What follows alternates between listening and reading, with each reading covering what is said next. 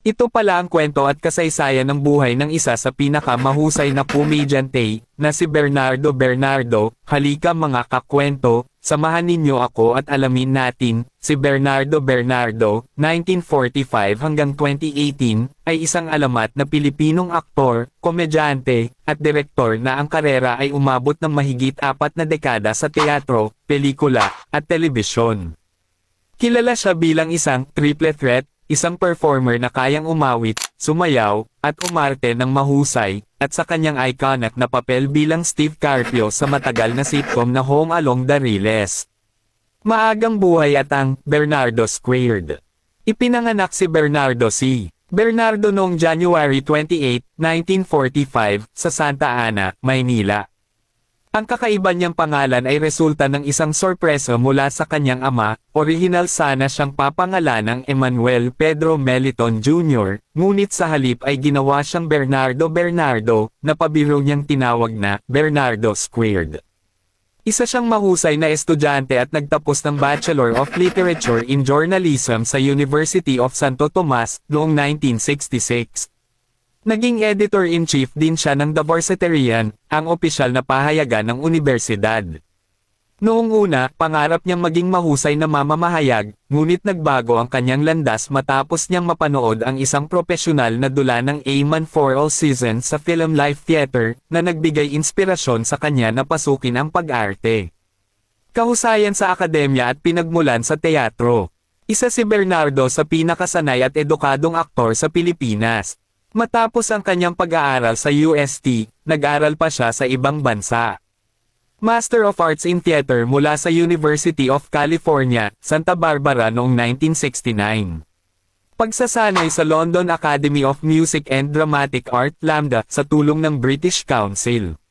Karagdagang training sa American Conservatory Theater sa San Francisco. Pagbalik niya sa Pilipinas, naging haligi siya ng lokal na teatro, at gumanap sa iba't ibang produksyon sa Ingles at Filipino kasama ang mga kilalang grupo tulad ng Repertory Philippines, at Tanghalang Pilipino. Pagsikat at mga sikat na papel. Noong kalagitnaan ng dekada 1970, pumasok si Bernardo sa pelikula at agad nakakuha ng papuri. Manila Bay Night, 1980, ginampanan niya ang flamboyant na Manay Sharon, na nagpanalo sa kanya ng Gawad Urian Best Actor noong 1981.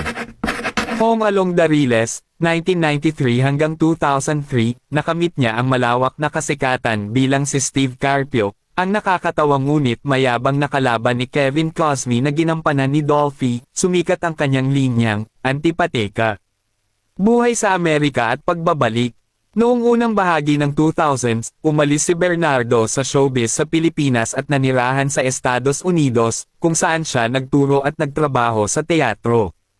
Ngunit kalaunan ay bumalik siya sa Pilipinas at muling nagningning ang kanyang karera. Invisible, 2015, nanalo siya ng Gawad Urian Best Supporting Actor. Ang Larawan, 2017, isa sa kanyang huling mahahalagang proyekto. Huling Taon at Pamana. Noong January 2018, ibinahagi ni si Bernardo na siya ay ginagamot para sa tumor sa pancreas. Sa kabila ng kanyang sakit na pancreatic cancer, nanatili siyang positibo at sinabi pa na ang kanyang buhay ay isang fabulous ride. Pumanaw si Bernardo Bernardo noong March 8, 2018, sa edad na 73. Naalala siya hindi lamang sa kanyang husay sa pag-arte kundi pati sa kanyang profesionalismo at bilang mentor sa mga batang artista. Nagsilbi rin siyang program director ng theater arts sa Mint College bago siya pumanaw. Nagustuhan nyo ba ang ating video mga kakwento? Wag mo naman kalimutang i-like ang video natin at i-follow mo na rin ako, para updated ka sa mga bagong video natin at i-comment mo na rin dyan sa baba kung saan lugar ka para alam ko kung saan nakarating ang ating video. Salamat!